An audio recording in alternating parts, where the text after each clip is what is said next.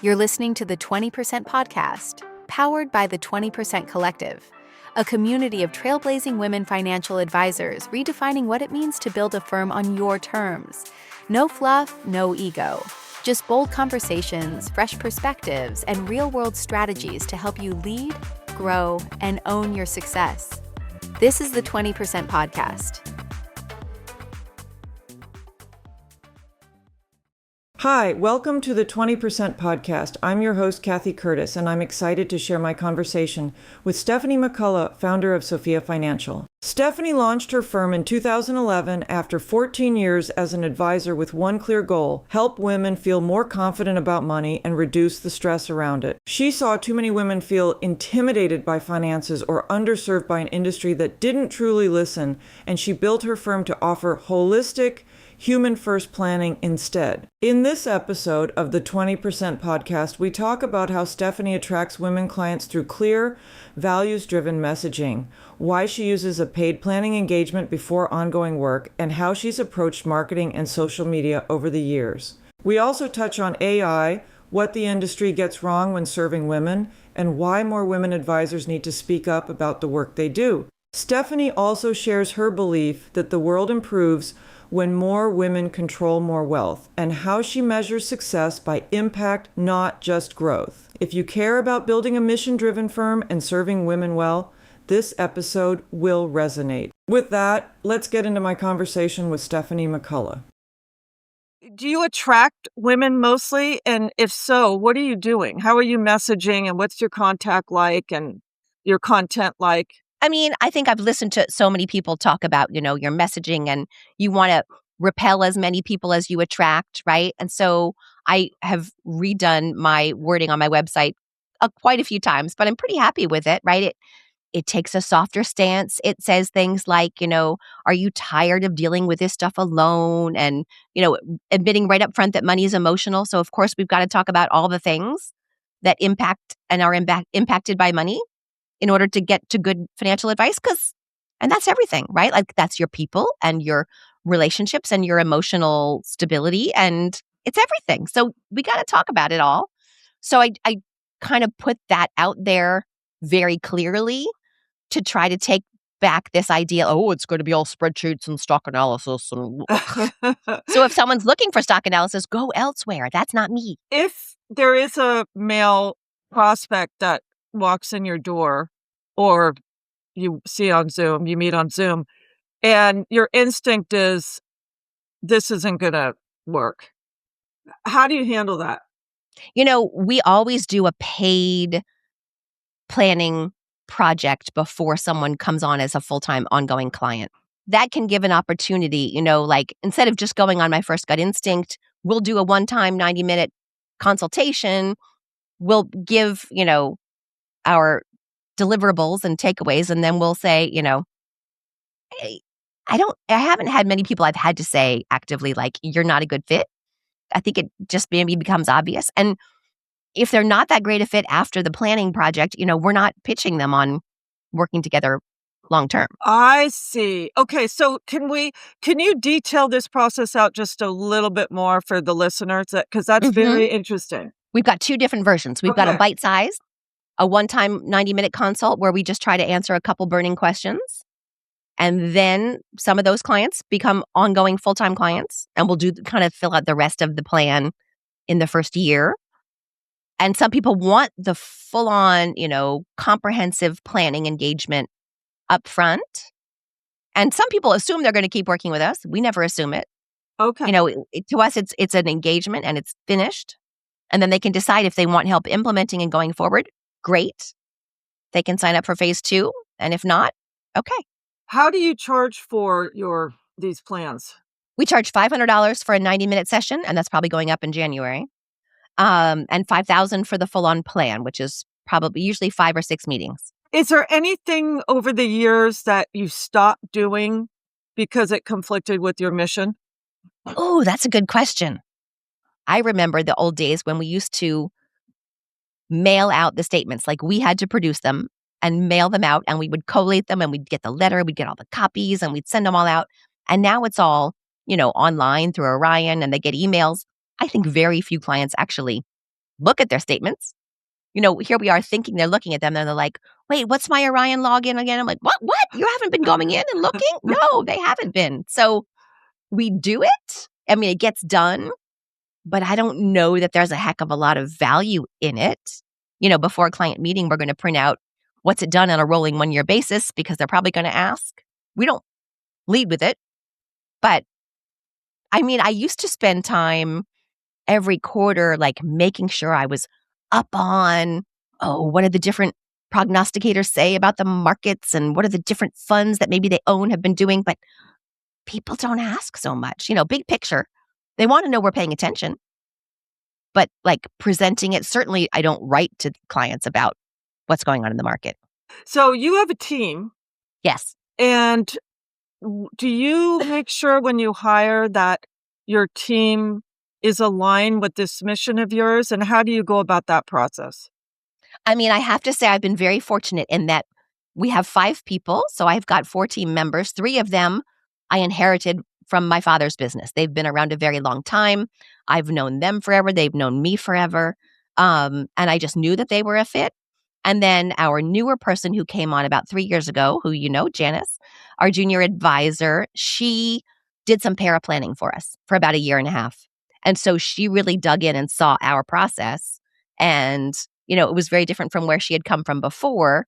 But she was able to say, oh, I like this. I want to go this direction.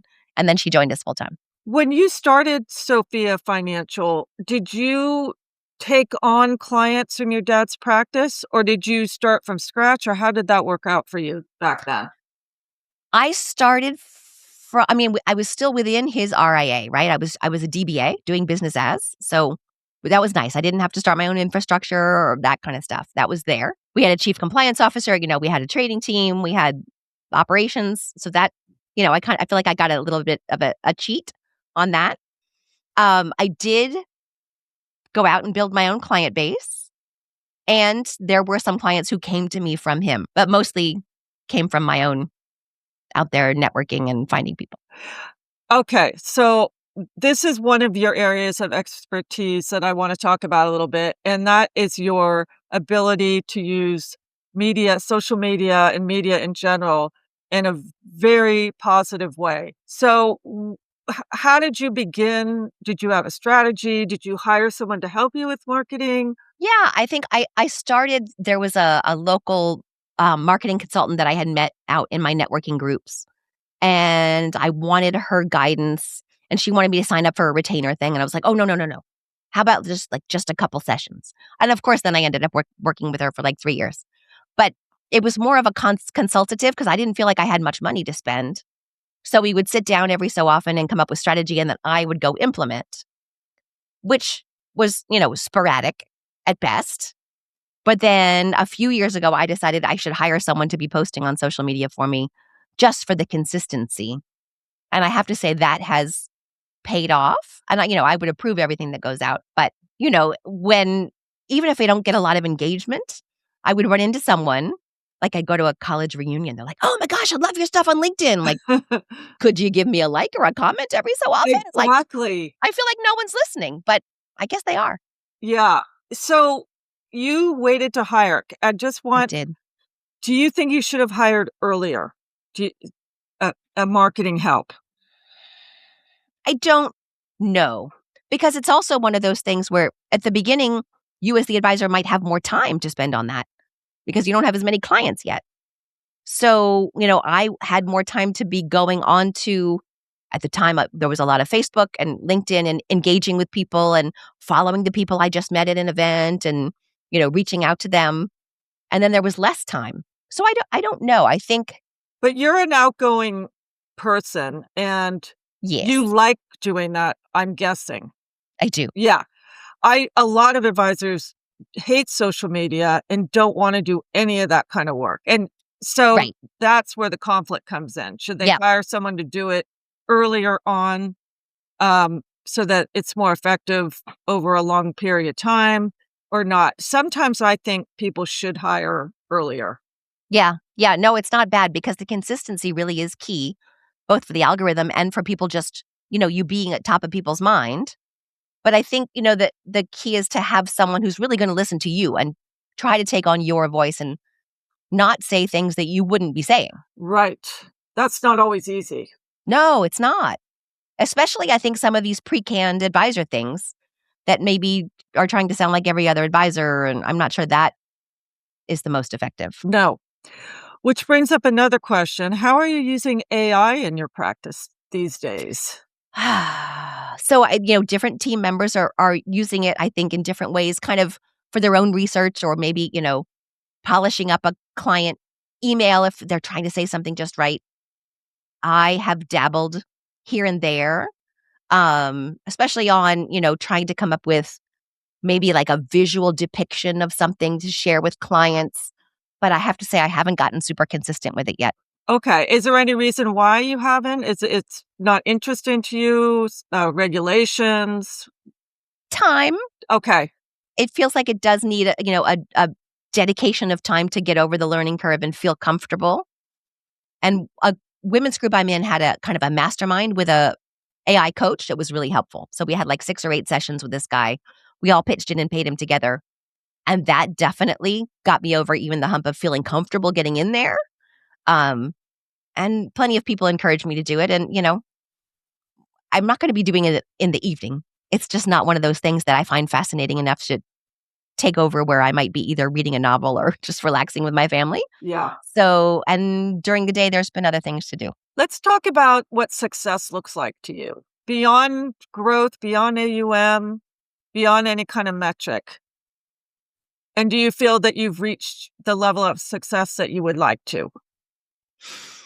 To me, I think success is impacting as many lives as I can, right? And my belief is that the world will be a better place when more women control more wealth.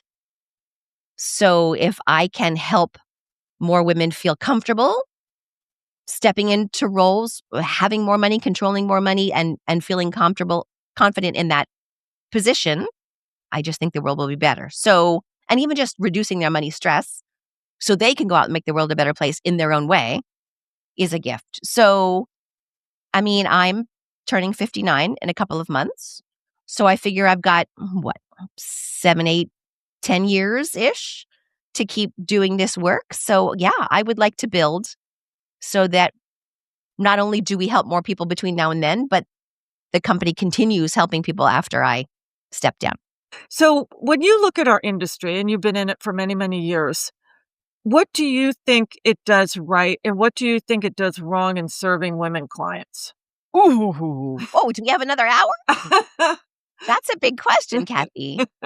I mean, I think what it does right is there are people like you and me and our friends who are serving women really well. And I think maybe what we do wrong is that people don't know about us. Like for the longest time, I would be surprised when people would tell me I was unusual in how I did this.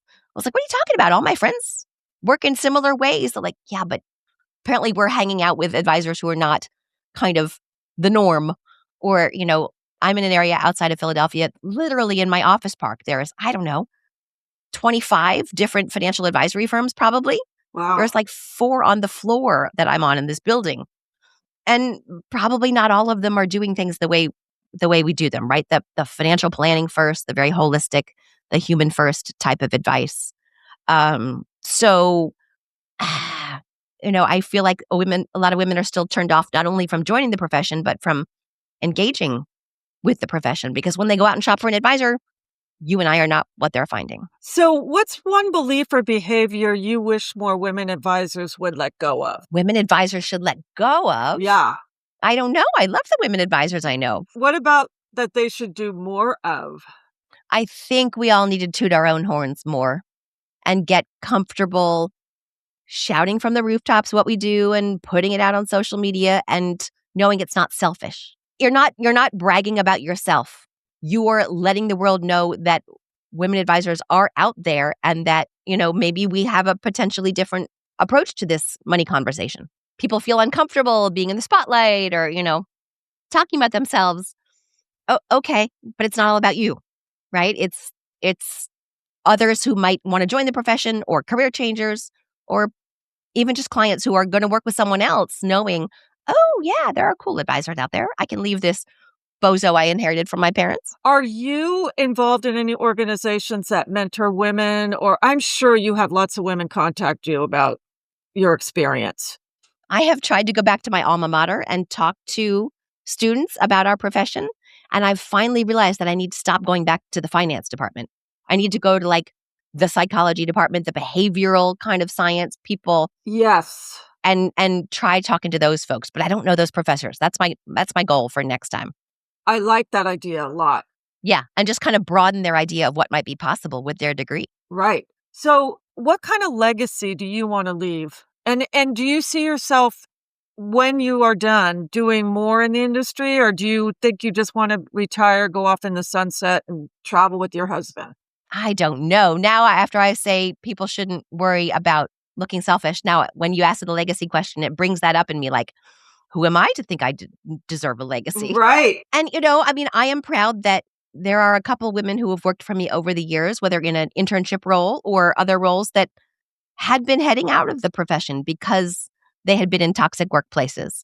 And then I, ran into them in various places and they did some work for us and we're like, oh, there are, places that aren't toxic. There are different environments. And one, has worked with other people that you and I know, and she's been super successful. And so I feel like that's part of my legacy is that I've saved a few women from leaving the profession. Thanks for listening. Be sure to subscribe so you never miss an episode. And if you're enjoying the show, leave us a 5-star review. It helps more women advisors discover the strategies and stories we share each week. This podcast is for informational and entertainment purposes only. It should not be relied upon as a basis for investment decisions. This podcast does not engage in rendering legal, financial, or other professional services.